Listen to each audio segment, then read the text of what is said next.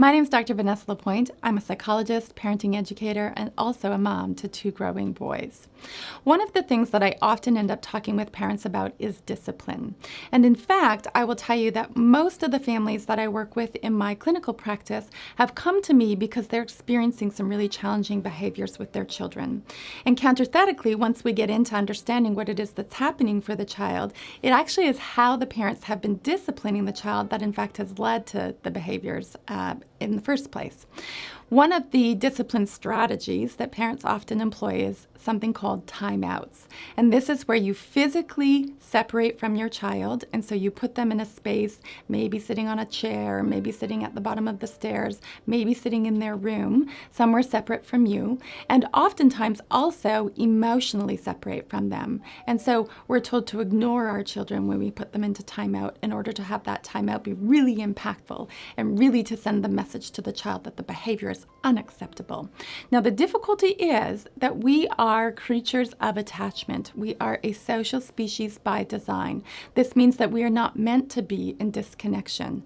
Our children are literally born looking for us. As soon as that newborn baby gets their eyes open, the first thing that they will do is scan the room and look for your eyes. And every new parent knows that when that moment happens, you immediately fall in love with that child and decide that you will jump in front of moving trains in order to save and protect them. Why does that happen? And how did the child know to find your eyes? That's because we are a species that is actually fueled by attachment. We need to have those relationships working for us, and our children, in fact, require those relationships to actually survive. Not to thrive, but just to survive. If the human child doesn't have some kind of a connection, a love relationship with one big person, their physical systems will literally begin to shut down and the child will die. And so love and connection and attachment are a vital human need.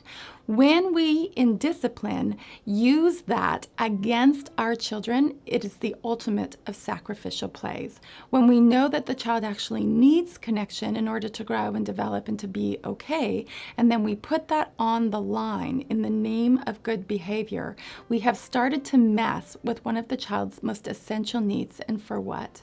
So that it's more convenient, so that that rude, awful, disruptive behavior gets squashed. See, the thing is, children actually need to misbehave. They need to engage in all of those behaviors for development to play out in the way that nature intended. Without challenge, there is no growth. And so those behaviors must exist for the child to be challenged, for the environment to have to flex around the child and the child to flex to the needs of the environment. That's how development plays out. And if the child doesn't engage in those behaviors, they don't actually grow as they're meant to grow.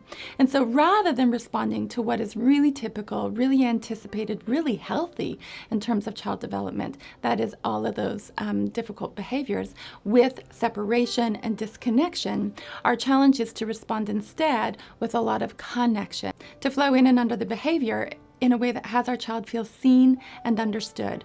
We want our child to know that there's boundaries. We want our children to know that we have rules and norms and expectations, but we want to hold those things in place firmly and with a lot of compassion and kindness. We don't need to punish our children in order to find them behaving well. In fact, we will find our children behaving much better if we respond to all of their challenging behaviors with connection and compassion.